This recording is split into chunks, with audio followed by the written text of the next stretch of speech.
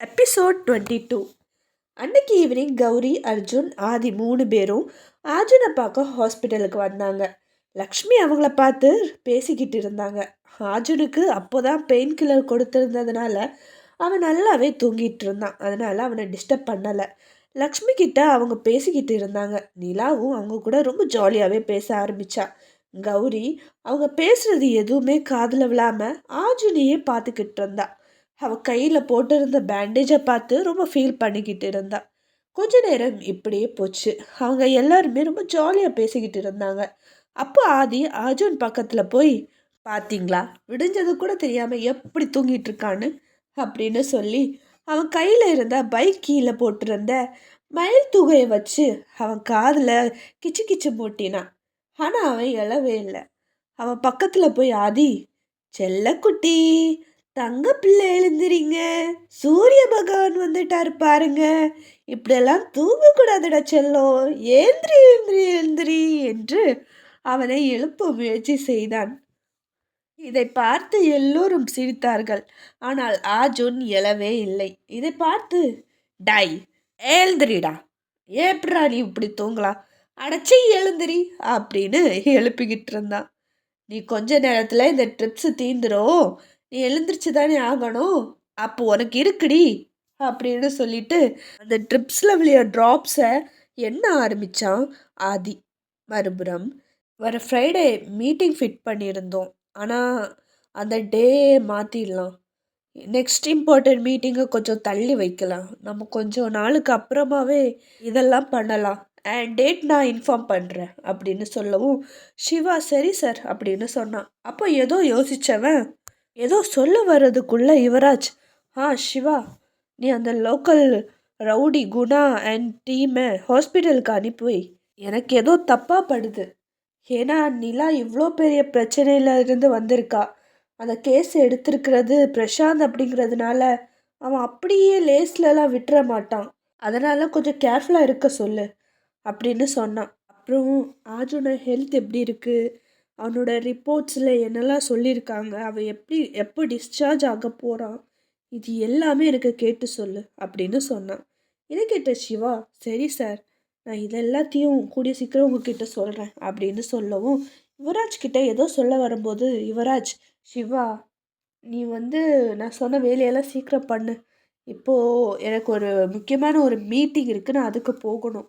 So எல்லாத்தையும் நீ பார்த்து பண்ணிடு அப்படின்னு சொல்லிட்டு அவன் அங்கேருந்து போயிட்டான். இதை பார்த்த சிவா இந்த விஷயத்தை எப்படி யுவராஜ் சார் கிட்ட சொல்கிறது அப்படின்னு தெரியாமல் முழிச்சுக்கிட்டு இருந்தான்.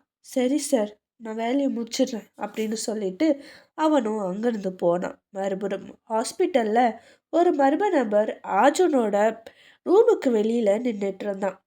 அர்ஜுனை பார்த்துட்டு யாருக்கோ கால் பண்ணி, சார், நான் இப்போ தான் இங்கே வந்தேன் சார், அந்த பையனை பார்த்துட்டேன், அவன் ரொம்ப நல்லா இருக்கான், பயப்படுறதுக்கு ஒன்றும் இல்லை, அவன் வேலை பார்க்குற ஆஃபீஸோட சிஇஓவை யாரும் ஷூட் பண்ண ட்ரை பண்ணியிருக்காங்க, அவரை காப்பாற்ற போய் கையில் குண்டு அடிபட்டிருக்கு, அதனால் சர்ஜரி பண்ணியிருக்காங்களாம், ஒரு 2 மாதம் கையை அசைக்கக்கூடாதுன்னு சொல்லியிருக்காங்க, நல்லா ரெஸ்ட் எடுக்க சொல்லியிருக்காங்க, மற்றபடி எந்த பிரச்சனையும் இல்லை சார் அப்படின்னு சொல்ல, மறுபுறத்தில் இருந்து ஒரு மர்ம நபர், சரி, அந்த பையனை கவனிச்சுக்கோ, ஏதாவது பிரச்சனைனா இம்மீடியட்டாக என்கிட்ட சொல்லு, லக்ஷ்மிக்கும் குழந்தைகளுக்கும் எந்த பிரச்சனையும் வந்துடக்கூடாது, பத்திரமா பார்த்துக்கோ அப்படின்னு சொல்ல, அந்த மர்ம நபரும் சரி சார் அப்படின்னு சொல்லி ஃபோனை கட் பண்ணான். மறுபுறம் ஹாஸ்பிட்டலில் விஜய் அர்ஜுனை ரொம்ப டிஸ்டர்ப் பண்ணிக்கிட்டே இருந்தான். இதை பார்த்த நர்ஸ் அந்த ட்ரிப்ஸை அவன் கையிலேருந்து ரிமூவ் பண்ணினதுக்கப்புறமா, இங்கே பாருங்கள், இப்போ நீங்கள் இவரை டிஸ்டர்ப் பண்ணலாம் கூடாது, அவர் நல்லா ரெஸ்ட் எடுக்கணும், அப்போ தான் அவர் சீக்கிரமாக சரியாயிடுவார், புரியுதா, அவர் ரொம்ப வீக்காக இருக்கார் அப்படின்னு சொல்லிக்கிட்டே அவனுக்கு வேறு ஒரு ட்ரிப்ஸை போட்டு விட்டாங்க. அவனோட கைக்கு ஒரு தலகாணியை எடுத்து வச்சதுக்கு அப்புறமா மெதுவாக போத்தி விட்டு அவனை அப்படியே பார்க்க ஆரம்பித்தாங்க. அதுக்கப்புறமா கௌரிக்கு ரொம்பவே கஷ்டமாக இருந்தது. விஜய், சரி, உன்னை டிஸ்டர்ப் தானே பண்ணக்கூடாது, ஆனால் உன்னை அழகாக்கக்கூடாதுன்னு சொல்லவே இல்லையே அப்படின்னு சொல்லி அங்கே இருந்த ரப்பர் பேண்ட்ஸ் எல்லாத்தையுமே கலெக்ட் பண்ணி அர்ஜுனுக்கு கொண்டை போட்டு விளையாட ஆரம்பித்தான். அப்போது டேய் அப்படின்னு யாரோ கூப்பிட்ட மாதிரி இருந்தது. எவன்டாவன் மிமிக்ரி பண்ணவன், நான் ரொம்ப பயந்துட்டேன் அப்படின்னு சொல்லி திரும்பி பார்க்கவும் அர்ஜுன் அவன் கையை பிடிக்கவும் சரியா இருந்தது. அம்மா பேய் அப்படின்னு கத்த எல்லாருமே சிரிக்க ஆரம்பிச்சிட்டாங்க. மறுபுறம் பிரசாந்த் சில கேஸ் ஃபைல்ஸை பார்த்துக்கிட்டு இருந்தாரு. அந்த நேரம் திடீர்னு ஒருத்தர் வந்து, சார் நீங்கள் சொன்னீங்கல்ல, நான் கண்டுபிடிச்சிட்டேன். உங்களோட முன்னாள் மனைவி, அதாவது எக்ஸ் ஒய்ஃப், வேற ஒருத்தனை கல்யாணம் பண்ணிக்கிட்டு இப்போ 2 குழந்தைங்களோட ரொம்ப சந்தோஷமா இருக்காங்க. ஆனால் அவங்க எங்கே இருக்காங்கன்னு என்னால் கண்டுபிடிக்க முடியல சார் அப்படின்னு சொன்னான். இதை கேட்ட பிரசாந்த், ஓ, நான் விட்டுட்டு போனதை உன்னால் செய்ய முடியலை அப்படி தானே? அவளோட அட்ரஸ் என்னன்னு சீக்கிரமாக எனக்கு கண்டுபிடிச்சி சொல்லு அப்படின்னு சொன்னார். இதை கேட்ட அந்த நபர் சரின்னு சொல்லிட்டு பிரசாந்த் ஒரு ஈவில் ஸ்மைலோட, நீ என் கூட இருக்கும்போது உன்னை நான் நிம்மதியாகவே இருக்க விடலை. இப்போ நீ என்னை விட்டு விலகி இருக்க, ஆனாலும் உன்னை நிம்மதியாக இருக்க விட மாட்டேன் அப்படின்னு சொன்னார். இதை கேட்ட ரவிவர்மாவுக்கு ஒரு மாதிரியாக இருந்தது. இவனை திருத்தவே முடியாது அப்படின்னு மனசுக்குள்ளே நினச்சிக்கிட்டாரு. அந்த நபர் எப்படி தடுக்கலாம் அப்படின்னு அவர் யோசிக்க ஆரம்பித்தார் ரவிவர்மா. மறுபுறம் யுவராஜ் பிரசாந்தோட பாஸ்ட்டை கண்டுபிடிக்க சொன்னதுனால ரொம்பவே கஷ்டப்பட்டு அவரோட எக்ஸ் ஒய்ஃபோட லைஃப்பை அவர் கண்டுபிடிச்சிருந்தாரு. ஆனால் இந்த உண்மைகள் எல்லாம் தெரிஞ்சும் யுவராஜ் கிட்ட சொல்லவே முடியலை. ஏதாவது ஒரு பிரச்சனையில் அவன் போயிட்டே இருக்கான். சிவா அதை சொல்ல முடியாமல் தவிச்சிட்டு இருக்கான். அதே நேரம் ஹாஸ்பிட்டலில் சில மர்ம நபர்களோட ஆட்கள் வெளியில் ஹாஸ்பிட்டலில் ஆர்ஜுனுக்கு ஆவலாக நின்றுட்டு இருந்தாங்க. அவனுக்கு எதுவும் ஆகக்கூடாது அப்படிங்கிறதுனால ரொம்ப கேர்ஃபுல்லாகவே இருந்தாங்க. இவங்க எல்லாரோட லைஃப் எப்படி கனெக்ட் ஆகி போக போகுது அப்படிங்கிறத நம்ம பொறுத்திருந்து பார்ப்போம். 2 நாட்கள் கழித்து ஆஃபீஸில் ப்ரொமோஷன் டே வந்திருந்து எல்லாருமே அவங்களோட ப்ராஜெக்ட்ஸ் ப்ரெசன்டேஷனை கொடுத்துட்டு இருந்தாங்க. அவங்களால எவ்வளோ அழகாக அந்த ப்ரெசன்டேஷனை பண்ண முடியுமோ அந்த அளவுக்கு எல்லோரும் ரொம்ப அழகாகவே ப்ரெசன்டேஷன் கொடுத்துட்டு இருந்தாங்க. யுவராஜ் ரொம்ப சந்தோஷமாக இருந்தான். கடைசியில் அர்ஜுன் தான் அவனோட ப்ரெசன்டேஷனை கொடுக்கணும். அவன் லேப்டாப்பில் இருக்க அவனோட ப்ராஜெக்ட்ஸ் எல்லாத்தையும் எடுத்துக்கிட்டு இருக்கிற டைமில் விவேக் பயங்கரமாக ஈவலாக ஸ்மைல் பண்ணிக்கிட்டு இருந்தான். இதை பார்த்த அர்ஜுன் அதெல்லாம் கண்டுக்காமல் அவனோட ப்ராஜெக்ட்ஸ் எல்லாத்தையுமே சூப்பராக சொல்ல ஆரம்பித்தான். அவன் எக்ஸ்பிளைன் பண்ண எல்லாருமே அப்படியே அவனை பார்க்க ஆரம்பித்தாங்க. அவனோட ப்ராஜெக்ட்ஸ் ப்ரெசன்டேஷன் எல்லாமே சூப்பராக இருந்தது. விவேக் வாயடிச்சு போயிட்டான். அதுக்கப்புறமா யுவராஜ் எழுந்து பேச ஆரம்பித்தான். சூப்பர், நீங்கள் பண்ணியிருக்க ப்ராஜெக்ட்ஸ், உங்களோட ஐடியாஸ் அண்ட் உங்களோட ப்ரெசன்டேஷன்ஸ் எல்லாமே சூப்பராக இருந்துச்சு. ஐ ஹோப் நான் எடுத்திருக்க முடிவு நம்ம ஆஃபீஸுக்கு இன்னும் மேலே மேலே கொண்டு போகிறதுக்கு ஒரு ஹெல்ப்ஃபுல்லாக இருக்கும் அப்படின்னு நான் நினைக்கிறேன். ஸோ இந்த வாட்டி நான் 2 பேருக்கு ப்ரொமோஷன் கொடுக்கணும்னு நினைக்கிறேன்.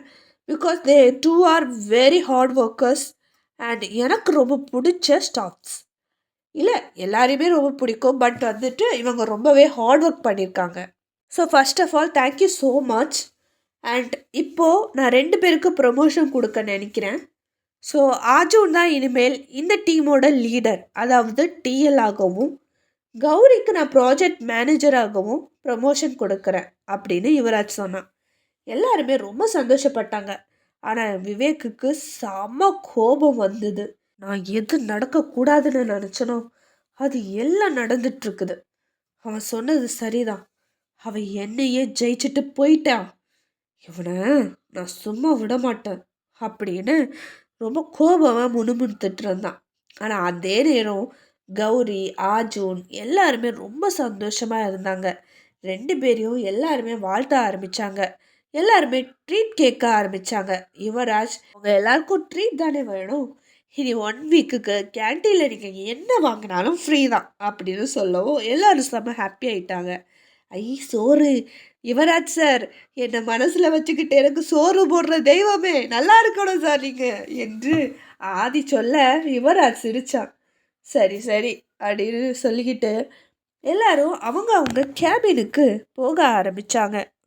அர்ஜுன் தனியாக போய் அவங்க அம்மாவுக்கு ஃபோன் பண்ணி, அம்மா ஒரு சந்தோஷமான விஷயம் இருக்குது அப்படின்னு சொல்லவும் லக்ஷ்மி அவனை பார்த்து, நீ எதுவும் சொல்ல வேண்டாம், எனக்கு நல்லாவே தெரியும் உனக்கு ப்ரமோஷன் கிடச்சிருக்குல்ல, அதுவும் டீமோட லீடரா நீ ப்ரமோஷன் ஆகிக்க எனக்கு ரொம்ப சந்தோஷமா இருக்குடா அப்படின்னு லக்ஷ்மி சொல்லவும், இது உனக்கு எப்படி தெரியும் அப்படின்னு ஆஜுன் கேட்டான்.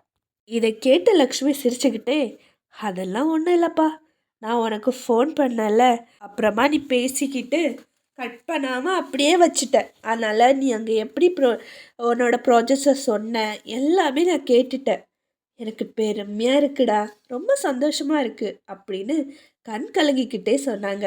இதை கேட்ட அர்ஜுன், அம்மா நம்ம கஷ்டம் எல்லாம் தீரப்போகுதுமா, எனக்கு ப்ரொமோஷன் கிடச்சிருச்சுல்ல, இனி கொஞ்சம் சேலரியும் கொஞ்சம் அதிகமாகவே கிடைக்கும், தங்கச்சி ஒரு நல்ல இன்டர்நேஷ்னல் ஸ்கூலாக நான் சேர்க்க போகிறேன், அதுக்கப்புறமா நம்ம கடன் எல்லாத்தையும் முடிச்சுட்டு நான் ரொம்ப சந்தோஷமாக இருக்க போகிறேன், எனக்கு ப்ரொமோஷன் கிடச்சதுனால இந்த மாதத்துல இருந்து சம்பளம் எனக்கு கொஞ்சம் ஜாஸ்தியாக தான் இருக்கும், அதனால் நமக்கு ரொம்ப சந்தோஷமாக நான் உன்னை பார்த்துக்கிறேன், இனி கொஞ்சம் காசு சேமிக்கணும் தங்கச்சிக்காக, கொஞ்சம் நகையெல்லாம் வாங்கி வைக்கணுமா அப்படின்னு சொல்லிக்கிட்டே இருக்கும்போ, சரிம்மா ஃப்ரெண்ட்ஸ் கூப்பிட்றாங்க நான் அப்புறம் பேசுகிறேன் அப்படின்னு சொல்லி ஃபோனை கட் பண்ணிட்டான். லக்ஷ்மிக்கு ஒரே சந்தோஷம், ஆஜுன்னு நினச்சி பெருமையாக இருந்துச்சு. இவ்வளோ கஷ்டப்பட்டும் ப்ரொமோஷன் கிடச்சும் தனக்காக நான் இதை பண்ண போகிறேன் அம்மானு சொல்லாமல் தன் அம்மாவுக்காகவும் தங்கச்சிக்காகவும் பேசினதை நினச்சி அவங்க மனசுக்குள்ள ரொம்பவே சந்தோஷப்பட்டாங்க. ஒரு தாயோட மனசு நிறைஞ்சு போயிருந்தது. மறுபுறம் லக்ஷ்மி ரொம்ப சந்தோஷமாக இருந்தாங்க. அவங்க தன் பையனுக்காக அவனுக்கு பிடிச்சது எல்லாமே பண்ணணும் அப்படின்னு சொல்லி கையில் இருந்த கொஞ்சம் காசையும் எடுத்து சமையலுக்கு தேவையான எல்லா பொருளும் வாங்கிட்டு வந்தாங்க. அதுக்கப்புறமா ஆஜனுக்கு ரொம்ப பிடிச்ச ஸ்வீட்ஸ் எல்லாம் செய்ய ஆரம்பித்தாங்க. அவங்க முகத்தில் அப்படி ஒரு சந்தோஷம் இருந்தது. அந்த நேரம் நிலா ஸ்கூல் பஸ்ஸில் இருந்து இறங்கி அவங்க ஃப்ரெண்ட்ஸ் எல்லாருக்குமே பாய் பாய் சொல்லிட்டு அவள் வீட்டுக்குள்ளே வந்தா. ரொம்ப நல்ல வாசம் அவளை வா வான்னு அழைச்சிச்சு. உடனே அவள் குடுகுடுன்னு ஓடி கிச்சனுக்கு போய் பார்த்தா. அங்கே அவங்களோட அம்மா ரொம்ப சந்தோஷமாக சமைச்சிட்டு இருந்தாங்க. இதை பார்த்த நிலா, அம்மா இன்னைக்கு என்னம்மா விசேஷம், இவ்வளோ சந்தோஷமா ரகரகமாக சமைச்சிட்ருக்க, என்ன அண்ணனுக்கே தண்ணியை பார்த்துட்டியா என்ன அப்படின்னு கிண்டலாக கேட்டா நிலா. உறவு மலரும்.